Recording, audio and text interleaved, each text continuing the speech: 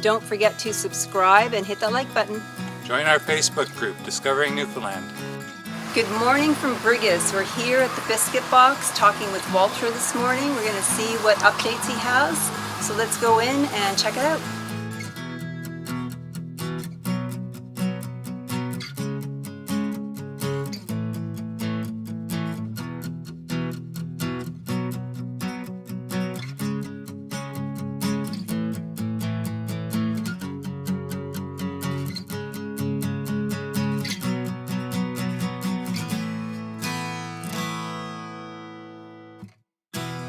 We're here this morning with Walter, and it looks like you've done a lot of work. Do you want to walk us through what you've done so far? Since the last time you guys were here, we've been focusing on the inside, and a lot of work has been complete. We're pretty much focusing on the finishing stages now. It's a lot of trim, paint, putting on the original wall boards. A main feature, I guess, in the living room was this faux fireplace wall. It's not a functional fireplace, but it's, you know, it's well known in older homes to have a fireplace, so we figured we'd have something in there. This is actually a newer fireplace that we put in, but we also added some details of the original baseboard that we salvaged from the house. And when we painted it out, it looks pretty good.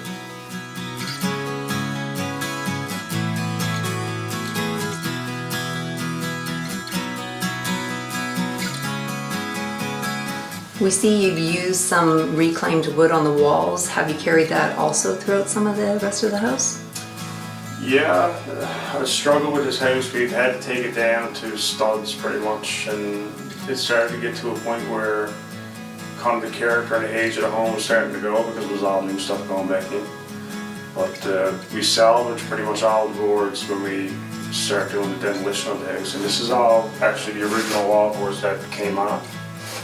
They're not in the same place they came from, but we cleaned them up. It was a lot of work, but once we put them in, the age of the home actually starts to show again. You could even see all the mill marks. You know, it's kind of a question what they mean. Everyone got their own story on what they mean, but it definitely adds the age to the home, and a lot of people like it. I love it.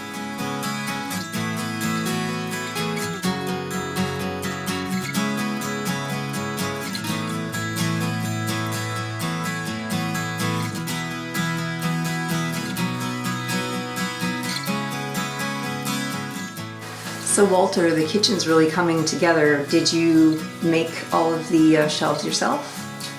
Yeah, this was actually my first set. It's something that I wanted to do for a long time, and I figured this house never came with enough challenges, so I figured I'd build my own cabinets. But they turned out great. They're going to be painted out the same color as the fireplace, as a really light blue.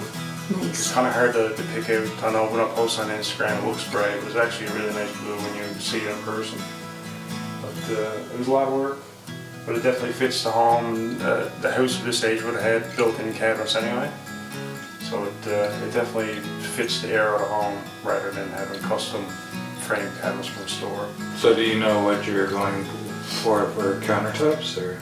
It's going to be a laminate, but it's a high-def laminate. It's a white Carrera marble. It's a little bit modern, but it's going to hold up to, you know, wear and tear.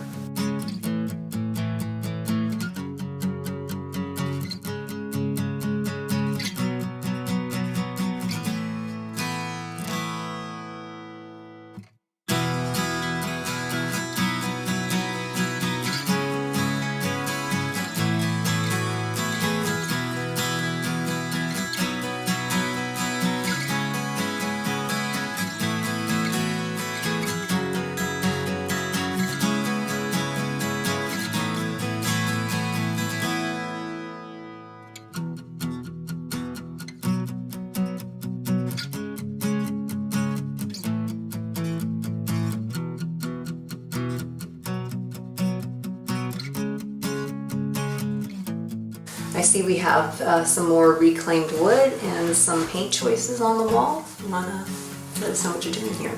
This is, I guess you call it the master bedroom. It's, you know, there's no designated master in this house particularly, but this is the larger of the 3 bedrooms. So we focused on using the boards that we reclaimed in the communal areas, like downstairs where they'd be seen the most.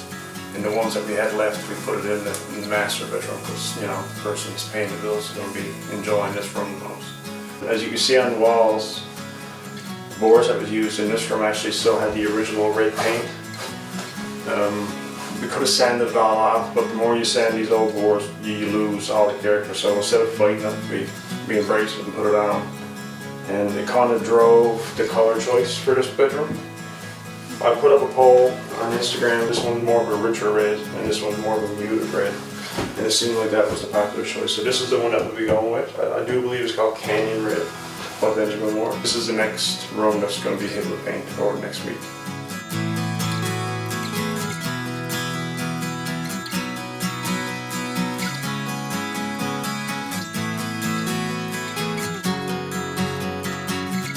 This is the upstairs bathroom, and I love the color choice. You want to walk us through? Yeah, it's definitely on the darker side and on the more modern side, but I didn't want the whole house just to be light and bright, so we ended up going darker in certain rooms. And a good thing about darker paint, especially on the old beams and the ceilings, the house is 105, 110 years old, so there's lots of imperfections. The darker colors kind of hide it a little bit.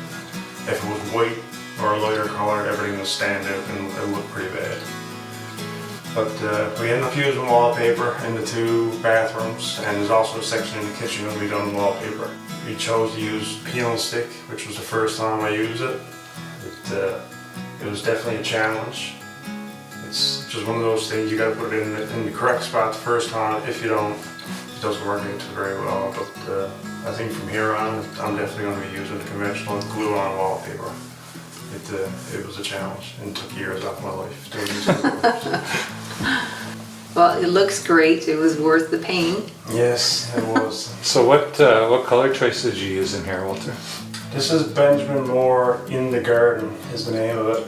It's kind of fitting for the house, I guess, because it kind of looks like you're in a tree house when you look at the window. Oh, yeah. But it seems like a lot of people really liked it. And the downstairs bathroom too, a lot of people like that as well. But so far, you know, everything's come together pretty good. And what was your color choice for the downstairs washroom?